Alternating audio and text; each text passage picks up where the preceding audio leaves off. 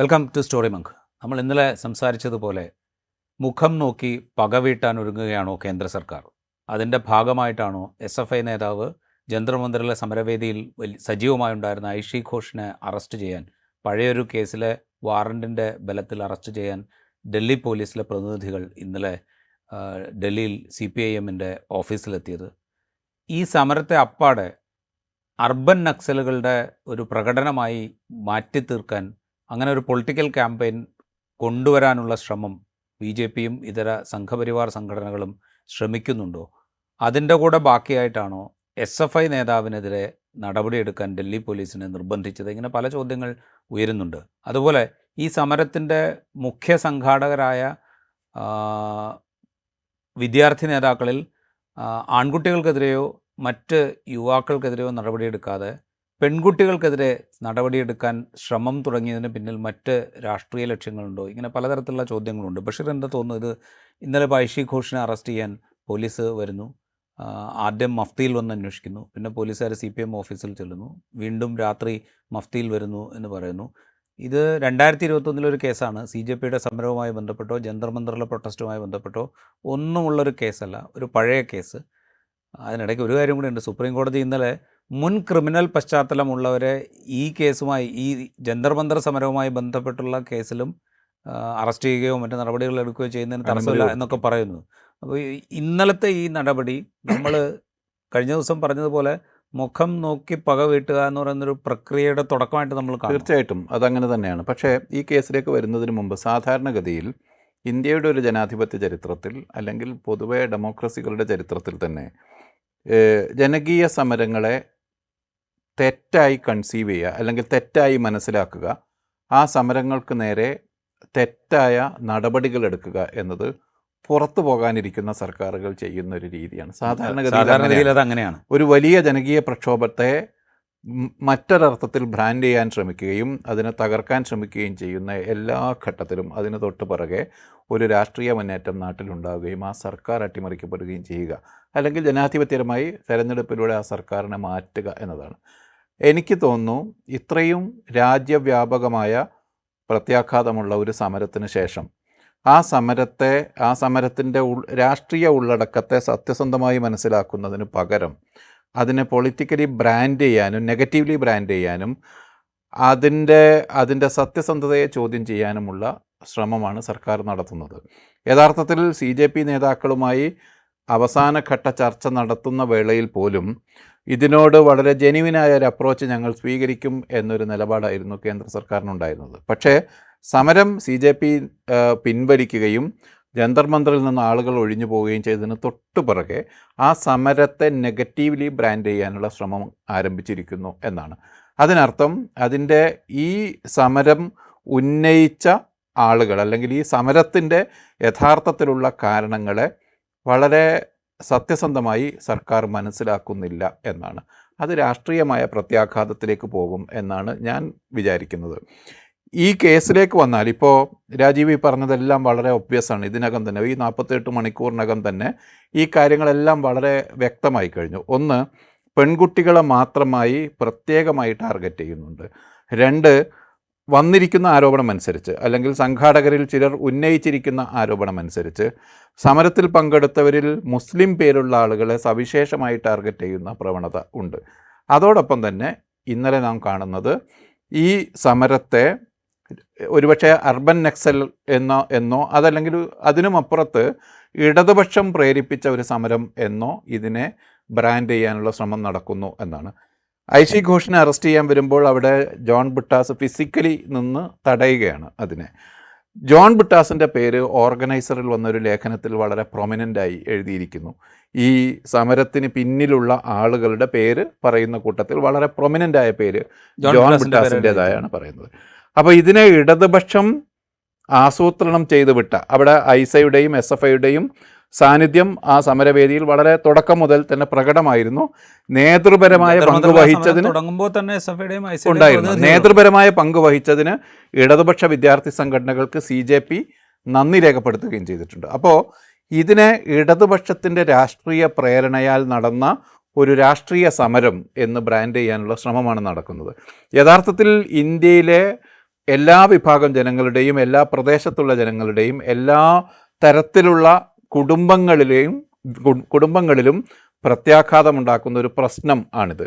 അതൊരു പക്ഷേ 2014 ശേഷം ഈ 12 വർഷത്തിനിടയിൽ ആദ്യമായാണ് സംഭവിക്കുന്നത്. മുമ്പ് നടന്ന ഒരുപാട് സമരങ്ങളുണ്ട്. ഷഹീൻ ബാഗ് സമരമുണ്ട്, കർഷകരുടെ സമരമുണ്ട്, ഗുസ്തിക്കാരുടെ സമരമുണ്ട്, ഇങ്ങനെ ഒരുപാട് സമരങ്ങളുണ്ട്. പക്ഷേ ഇത്രയും രാജ്യവ്യാപകമായ പ്രത്യാഘാതമുണ്ടാകുന്ന ഒരു സമരം ആദ്യമായി സംഘടിപ്പിക്കപ്പെടുകയാണ്. സംഘടിപ്പിക്കപ്പെടുക എന്ന് പറയുന്നതിനേക്കാൾ സ്വാഭാവികമായി അങ്ങനെ സംഭവിച്ചു പോവുകയാണ് ചെയ്തത്. അത്തരമൊരു സമരത്തെ അതിൻ്റെ ജെനുവിനായ കാരണങ്ങളിലേക്ക് അന്വേഷിച്ചു പോകുന്നതിന് പകരം, അതിന് പരിഹാരം കണ്ടെത്തുന്നതിന് പകരം രാഷ്ട്രീയമായി ബ്രാൻഡ് ചെയ്ത് ആ സമരത്തിൻ്റെ ഉള്ളടക്കത്തെ തന്നെ ചോദ്യം ചെയ്യാനും അത് വോട്ടർമാരിൽ അല്ലെങ്കിൽ പൗരന്മാരിൽ ഉണ്ടാക്കുന്ന അതിൻ്റെ പ്രത്യാഘാതം കുറച്ച് കാണിക്കാൻ പറ്റുമോ എന്നാണ് ശ്രമിക്കുന്നത്. എനിക്ക് തോന്നുന്നത് ഇവിടെ ഈ സമരത്തിൽ ഉടനീളം സംഭവിച്ചതുപോലെ തന്നെ സമരത്തിന് ശേഷവും കേന്ദ്ര ഗവൺമെൻറ്റിന് അതിൻ്റെ സ്ട്രാറ്റജി തെറ്റിപ്പോവുകയാണ് എന്നാണ് എനിക്ക് തോന്നുന്നത്. അതെ, ഇപ്പോൾ എനിക്കതിൽ തോന്നിയത്, ഇപ്പോൾ ആദ്യം ഐഷി ഘോഷ്, തുടർന്ന് അങ്ങോട്ട് ഇപ്പോൾ മുൻകാലത്ത് സമരങ്ങളിലൊക്കെ പങ്കെടുത്ത് ഇപ്പോൾ ഐഷി ഘോഷിനെതിരെ പോലെയുള്ള ഏതെങ്കിലും ഒരു പ്രതിഷേധത്തിൻ്റെ ഭാഗമായി ഏതെങ്കിലും ഒരു സർക്കാർ ഓഫീസോ അല്ലെങ്കിൽ ഏതെങ്കിലും ഒരു റെയിൽവേ സ്റ്റേഷനോ ഒക്കെ ഉപരോധിച്ചതിൻ്റെ പേരിൽ ചാർജ് ചെയ്യപ്പെട്ട കേസുകൾ നിലവിലുള്ള മറ്റ് നേതാക്കളുടെ പുറകെയൊക്കെ ഒരു പക്ഷേ ഈ സുപ്രീം കോടതിയുടെ അനുമതിയും കിട്ടിയിട്ടുണ്ട്. സുപ്രീം കോടതി അതും കൗതുകരമാണ്. കാരണം കേന്ദ്ര സർക്കാർ ഈ ചർച്ചയുടെ ഭാഗമായി ഇതിൻ്റെ പേരിൽ കേസുകളൊന്നും ഉണ്ടാകില്ല എന്ന് ഉറപ്പ് കൊടുക്കുന്നു. ആ ഉറപ്പ് നിലനിൽക്കെ സുപ്രീം കോടതി പറയുന്നു അതൊന്നും പറ്റില്ല, ഈ കേസിൻ്റെ സമരത്തിൻ്റെ ഭാഗമായി എടുത്ത കേസുകളിൽ മറ്റ് ക്രിമിനൽ പശ്ചാത്തലം നേരത്തെ ഉള്ള ആളുകളുടെ കാര്യത്തിൽ കേസുകൾ തുടരണം. 18 വയസ്സിന് താഴെയുള്ള ആളുകൾക്കെതിരെ ആളുകളിൽ ക്രിമിനൽ പശ്ചാത്തലം ഇല്ലാത്തവർക്കെതിരെയുള്ള കേസുകൾ മാറ്റണം. അറസ്റ്റ് പോലെയുള്ള കാര്യങ്ങളിലേക്ക് കടക്കരുത്, ബാക്കി ഇൻവെസ്റ്റിഗേഷൻ മുഴുവൻ തുടരാം. ഇതാണ് സുപ്രീം കോടതി പറഞ്ഞത്. അപ്പോൾ അത് ഉത്തരവ് വരുന്നു. അതിന് തൊട്ടു പുറകെയാണ് 2021 ബംഗ്ലാ ഭവന് മുന്നിൽ എന്തോ സമരം സത്യാഗ്രഹം സംഘടിപ്പിച്ചു, അല്ലെങ്കിൽ 2021 തെരഞ്ഞെടുപ്പുമായി ബന്ധപ്പെട്ട് പശ്ചിമ ബംഗാളിലുണ്ടായ ചില അക്രമങ്ങളുമായി ബന്ധപ്പെട്ട് നടന്ന ഒരു പ്രതിഷേധമാണ്. ആ പ്രതിഷേധവുമായി ബന്ധപ്പെട്ടെടുത്തൊരു കേസ് ഡൽഹിയിലെ പശ്ചിമ ബംഗാളിൻ്റെ ബംഗാൾ ഹൗസിന് മുമ്പിൽ നടന്ന ഒരു സമരമാണത്. ഒരു ധർണ. ആ ധർണയിൽ പങ്കെടുത്തതിൻ്റെ പേരിലുള്ളൊരു കേസാണ്. അതായത് സുപ്രീം കോടതി പറയുന്നു മുൻകാല ക്രിമിനൽ പശ്ചാത്തലം ഉള്ളവർ ഈ കേസ് ഈ CJP സമരത്തിൻ്റെ ഭാഗമായി അല്ലെങ്കിൽ ജന്തർ മന്തർ സമരത്തിൻ്റെ ഭാഗമായി കേസിൽ ഉൾപ്പെട്ടിട്ടുണ്ടെങ്കിൽ അത് തുടരാം എന്ന് പറഞ്ഞതിൻ്റെ തൊട്ട് പുറകെയാണ് ഈ പഴയ കേസും പൊക്കി പിടിച്ചത്. അതെന്താന്ന് പറഞ്ഞാൽ ഐഷി ഘോഷിനെ പ്രത്യേകമായി ടാർഗറ്റ് ചെയ്യാനുള്ള കാരണം, നമ്മൾ ഇന്നലെ ഡിസ്കസ് ചെയ്ത പ്രശ്നം, ഈ ഫേസ് റെക്കഗ്നിഷൻ ടെക്നോളജി ഉപയോഗിച്ച് ഒരു ജനകീയ സമരത്തെ പ്രൊഫൈൽ ചെയ്യാൻ അത് ആദ്യമായി സംഭവിക്കും. ഇന്ത്യയിലെ സമരചരിത്രത്തിൽ ആദ്യമായിട്ടാണ് അത്തരത്തിൽ ഒരു AI അസിസ്റ്റഡായ ഫേസ് റെക്കഗ്നിഷൻ ടെക്നോളജി ഉപയോഗിച്ച് ഒരു സമരത്തെ ഒന്നാകെ പ്രൊഫൈൽ ചെയ്യാനും അതിൽ നിന്ന് ക്രിമിനലുകൾ ഉണ്ടോ എന്ന് പരിശോധിച്ച് ഒരു ലിസ്റ്റുമായി മാച്ച് ചെയ്ത് നോക്കാനൊക്കെയുള്ള ശ്രമങ്ങൾ നടക്കുന്നത് ആദ്യമായാണ്. ഇതിനെതിരെയുള്ള നിയമ നീക്കം നടത്തുന്നത് ഐഷി ഘോഷിയാണ്. അതുകൊണ്ടാണ് ഐഷി ഘോഷി ഇന്നലെ തന്നെ ടാർഗറ്റ് ചെയ്യപ്പെടുന്നത്. അതെ, ഇന്നലെ തന്നെ. അതുകൊണ്ട് മാത്രമാണെന്ന് ഞാൻ വിചാരിക്കുന്നത്. ഒരു പക്ഷേ ഈ സമരത്തിലെ സവിശേഷമായൊരു കാര്യം നമ്മൾ കാണേണ്ടത്, ഇപ്പോൾ CJP സമരം അല്ലെങ്കിൽ ജന്തർ മന്തർ സമരം എന്ന് പറയുമ്പോൾ ഓർഗനൈസർ പറയുന്നത് പോലെ ആണെങ്കിൽ അമേരിക്കയിൽ പ്രത്യേകിച്ച് ജോലിയൊന്നും ഇല്ലായിരുന്ന ഒരു ചെറുപ്പക്കാരൻ ഒരു അവസരം കണ്ടുപിടിച്ച് ഇങ്ങോട്ട് വന്ന് ഇവിടെ ഒരു സമരം നടത്തി. അതിൻ്റെ പേര് അഭിജിത് ദീപ് കെ എന്നാണ് ഓർഗനൈസർ വിശേഷിപ്പിക്കുന്നത്. നമ്മൾ ഈ സമരത്തിൻ്റെ പ്രത്യക്ഷത്തിൽ നമ്മളുടെ മുമ്പിലുള്ളത് ഇപ്പോൾ അഭിജിത് ദീപ് കെ ഒരാളാണ്, അതുപോലെ സൗരവ് ദാസ് വേറൊരാളാണ്. അങ്ങനെ കുറച്ച് പുരുഷ മുഖങ്ങളാണ്. പക്ഷേ അത് മാറ്റിയൊരു കാഴ്ച നമ്മൾ നോക്കിക്കഴിഞ്ഞാൽ ഇതിൽ വളരെ സജീവമായെന്ന് യുവതികളും വിദ്യാർത്ഥികളും ഒരുപാട് പേരുണ്ടായിരുന്നു. അവർ വളരെ ആർട്ടിക്കുലേറ്റ് ചെയ്ത് സംസാരിക്കുന്ന കാഴ്ച നമ്മൾ കാണുന്നുണ്ട്. പല കാര്യങ്ങളിലും പല വിഷയങ്ങളിലും. ഒരുപക്ഷെ സംഘപരിവാരവും BJPയും ദീർഘകാലമായി സംസാരിച്ചുകൊണ്ടിരുന്ന വർഗീയ വിഭജനത്തിന് ഉപയോഗിച്ചുകൊണ്ടിരുന്ന ടൂളുകൾക്ക് എല്ലാമെതിരെ വളരെ ആർട്ടിക്കുലേറ്റ് ചെയ്തുകൊണ്ട് അവർ സംസാരിക്കുന്ന കാഴ്ച നമ്മൾ കാണുന്നുണ്ട്. അപ്പോൾ അത് ഐഷി ഘോഷാണെങ്കിലും അതുപോലെ ഊർജ്ജ ആണെങ്കിലും വൈഷ്ണവി ആണെങ്കിലും രത്ന സിംഗ്, അങ്ങനെ നമ്മൾ ഇതേവരെ കേട്ടിട്ടില്ല ഈ പേരുകളൊന്നും. അഫ്രീൻ, അങ്ങനെ ഒരുപാട് പെൺകുട്ടികൾ, അതായത് മെഡിക്കൽ കോളേജുകളിൽ നിന്നും എഞ്ചിനീയറിംഗ് കോളേജുകളിൽ നിന്നും ഗ്രാജുവേഷൻ കഴിഞ്ഞ കുട്ടികൾ, അവിടെ പോസ്റ്റ് ഗ്രാജുവേറ്റ് ലെവലിലൊക്കെ അതിനുശേഷമോ പഠിക്കുന്ന കുട്ടികളുടെ ഒരു വലിയ നിര തന്നെ ഈ സമരത്തിൽ പങ്കെടുത്തു. അവിടുത്തെ ഒരു മെഡിക്കൽ എമർജൻസി വന്ന ഘട്ടങ്ങളിലെല്ലാം ഈ യുവ ഡോക്ടർമാർ, സ്ത്രീകളായ യുവ ഡോക്ടർമാരാണ് സമരത്തിന് മുന്നിൽ നിന്ന് ആ ഒരു ഭാഗം കവർ ചെയ്തത്. അതുപോലെ ഇതിൻ്റെ സംഘാടനത്തിൽ അവർ വലിയ പങ്ക് വഹിച്ചു. മീഡിയയുമായി എൻഗേജ് ചെയ്യുന്നതിലും ഈ വനിതാ സമരക്കാർ വലിയ പങ്ക് വഹിച്ചു. ഒരു പക്ഷേ ഈ സമരത്തിൽ സവിശേഷമായി കേന്ദ്ര സർക്കാർ ഭയക്കുന്ന ഒന്ന് സ്ത്രീകളുടെ ഈ അധിക പ്രാതിനിധ്യമാണ് എന്ന് തോന്നുന്നു. അതുകൊണ്ടാവണം അവരെ തന്നെ തിരഞ്ഞെടുത്ത് ടാർഗറ്റ് ചെയ്യാൻ ശ്രമിക്കുന്നത്. മറ്റൊരു കാരണം, കുടുംബങ്ങൾക്കകത്തേക്ക് ഇവരുടെ ദൃശ്യങ്ങളും ഇവർ പഠനത്തിന് വന്ന ഈ കുട്ടികൾ സമരത്തിൽ പങ്കെടുത്തുകൊണ്ട് അതിൽ പങ്കെടുക്കുന്നതിൻ്റെ ദൃശ്യങ്ങളും മറ്റും കുടുംബങ്ങളിലേക്ക് തിരിച്ചു നൽകി കുടുംബങ്ങൾക്കകത്തൊരു അസ്വസ്ഥതയുണ്ടാക്കി ഭാവിയിലുള്ള സമരങ്ങളിൽ നിന്ന് ഇവരെയും ഇതുപോലുള്ള പെൺകുട്ടികളെയും മാറ്റി നിർത്തുക എന്നൊരു സ്ട്രാറ്റജി കൂടി ഇതിന് പിന്നിലുണ്ടാകും. കാരണം ഇതിൽ പങ്കെടുത്തു കഴിഞ്ഞ് കഴിഞ്ഞാൽ ഇമ്മീഡിയറ്റ് ആയിട്ട് നിങ്ങൾക്കെതിരെ നടപടി വരും. പോലീസ് നിങ്ങളുടെ വീട്ടിലേക്ക് എത്തും, അല്ലെങ്കിൽ നിങ്ങളുടെ സ്ഥാപനങ്ങളിലേക്ക് എത്തും, അല്ലെങ്കിൽ നിങ്ങൾ പഠിച്ചുകൊണ്ടിരിക്കുന്ന സ്ഥലത്തേക്ക് എത്തും എന്നൊക്കെയുള്ളൊരു മെസ്സേജ് ഒരു പക്ഷേ ഈ പെൺകുട്ടികൾക്കൊക്കെ കൊടുക്കാൻ കേന്ദ്ര സർക്കാർ ഉദ്ദേശിക്കുന്നുണ്ടാവും. അല്ലാതെ ഒരു സുപ്രഭാതത്തിൽ ഒരു പഴയ വാറണ്ടും പിടിച്ചുകൊണ്ട് ഡൽഹി പോലീസ് ഐഷി ഘോഷിൻ്റെ പുറകെ പോകും എന്ന് ഞാൻ വിചാരിക്കുന്നില്ല. ഇന്നലെ ജോൺ ബ്രിട്ടാസ് ആ ബൈറ്റിൽ പറയുന്ന കേട്ടിരുന്നു, ജൂലൈ 30 ആ കേസ് വെച്ചിരിക്കുകയാണ്, അവരവിടെ ഹാജരാകാനിരിക്കുകയാണ്. ജൂലൈ 30 ഒരു കേസ് ഹൈക്കോടതിയിൽ വിളിച്ചിട്ടുണ്ട്. അവിടെ ഹാജരാകാനിരിക്കുന്ന ഒരാളെ 2 ദിവസം മുമ്പ് അറസ്റ്റ് ചെയ്യാൻ വളരെ തിടുക്കപ്പെട്ട് ഡൽഹി പോലീസ് വരുന്നത് വളരെ എന്താ പറയുക, നിയമനിർമ്മാണം അല്ലെങ്കിൽ നിയമപ്രക്രിയ വളരെ സുഗമമായി നടത്തിയെടുക്കാൻ ഡൽഹി പോലീസ് കാണിക്കുന്ന ഒരു കൃത്യനിർവഹണ ബോധമായിട്ടൊന്നും നമുക്ക് കാണാൻ പറ്റില്ല. ഐഷി ഘോഷ് യഥാർത്ഥത്തിൽ JNUവിൽ നടന്ന സമരത്തിലുണ്ടായിരുന്നു. JNU യൂണിയൻ്റെ പ്രസിഡൻ്റായിരുന്നു. ഇപ്പോൾ SFIയുടെ ഡൽഹി സ്റ്റേറ്റിൻ്റെ സെക്രട്ടറിയാണ്. അപ്പോൾ അങ്ങനെയുള്ള ഒരാളെ പ്രത്യേകിച്ച് ഒരു അടിയന്തര സാഹചര്യം ഇല്ലാതെ അറസ്റ്റ് ചെയ്ത് കൊണ്ടുപോകാനാണ് പോലീസ് എത്തിയത്. അത് ചൂണ്ടിക്കാട്ടി തന്നെയാണ് അത് തടയപ്പെട്ടതും. അപ്പോൾ വളരെ ഒബ്വിയസ് ആണ് കാര്യങ്ങൾ. ഒന്ന്, തുടർന്ന് മറ്റൊരു സമരം രൂപപ്പെട്ടു വരുന്നത് തടയാൻ കുടുംബങ്ങളിലേക്ക് മെസ്സേജ് കൊടുക്കുക. 2, ഏതെങ്കിലും തരത്തിലുള്ള ഒരു പൊളിറ്റിക്കൽ ബ്രാൻഡിങ് സാധ്യമാവുകയാണെങ്കിൽ ഈ സമരത്തിന് കിട്ടിയിരിക്കുന്ന വളരെ വിപുലമായ ജനപിന്തുണയെ രാഷ്ട്രീയമായി ബ്രാൻഡ് ചെയ്ത് ഇല്ലാതാക്കുക. ഇങ്ങനെയുള്ള സ്ട്രാറ്റജിയാണ്. പക്ഷേ ഇതിൽ ഈ സമരത്തിൻ്റെ മാഗ്നിറ്റ്യൂഡ് എടുത്ത് നോക്കുമ്പോൾ ഒരു രാജ്യം ഒന്നാകെ ഇളകി മറിഞ്ഞ ഒരു സമരം എന്ന നിലയിൽ ഭരണകൂടത്തിന് സാധാരണഗതിയിൽ പറ്റുന്ന തെറ്റാണ് ഇവിടെയും സംഭവിക്കുന്നത്. ഇതിനെ ജഡ്ജ് ചെയ്യുന്നതിൽ തെറ്റിപ്പോകും. അത് തെരഞ്ഞെടുപ്പുകളിലാണ് യഥാർത്ഥത്തിൽ അതിൻ്റെ തിരിച്ചടി ഉണ്ടാവുക. ഇവിടെ വേറൊരു കാര്യം കൂടി ഉണ്ട്. എനിക്ക് തോന്നുന്നത് ഇപ്പോൾ ഈ രീതി തുടരുകയാണെങ്കിൽ, ഇപ്പോൾ ബീഹാറിലെ കാര്യം കഴിഞ്ഞ ദിവസം CJPയിലെ ഒരു നേതാവ് പറയുന്നത് കേട്ടു. അവിടെ ചില കേസുകൾ പിൻവലിച്ചിട്ടുണ്ട്, പക്ഷേ കുറച്ച് കേസുകളൊന്നും പിൻവലിക്കപ്പെട്ടിട്ടില്ല. അതിൽ ഇൻവോൾവ് ആയ ആളുകൾ പലരും മുസ്ലിങ്ങളാണ് എന്ന് പറയുന്നുണ്ടായിരുന്നു. അത് സമാനമായ കാര്യം അസാമിൻ്റെ കാര്യത്തിലും പറയുകയുണ്ടായി. അതിനുശേഷം CJP നേതാക്കൾ പറയുന്നത് ഇത് തുടരുകയാണെങ്കിൽ ഞങ്ങൾ ഈ സമരം പുനരാരംഭിക്കും, ഞങ്ങൾക്കതിന് വലിയ ബുദ്ധിമുട്ടില്ല എന്ന് പറയുകയുണ്ടായി.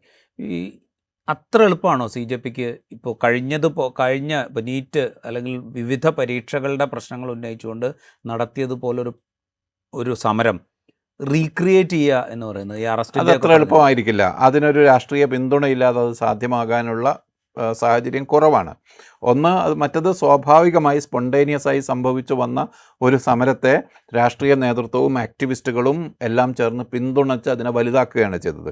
ഇനി ഒരു നടപടികളുടെ വീഴ്ചയെ തുടർന്ന് വീണ്ടും സമരം, അതല്ലെങ്കിൽ മറ്റൊരു വിഷയം ഉന്നയിച്ച് ഓർഗനൈസ്ഡായ ഒരു സമരം എന്നത് സ്വാഭാവികമായും അത്ര എളുപ്പത്തിൽ സംഘടിപ്പിക്കപ്പെടില്ല. പക്ഷേ ഈ സമരത്തിൻ്റെ ഒരു പ്രത്യേകത എന്ന് പറയുന്നത് അത് സമരം വിജയിക്കും, സമരം സർക്കാരിനെ മുട്ടുകുത്തിക്കും എന്ന് പൂർണ്ണമായും ബോധ്യമായി കഴിഞ്ഞു.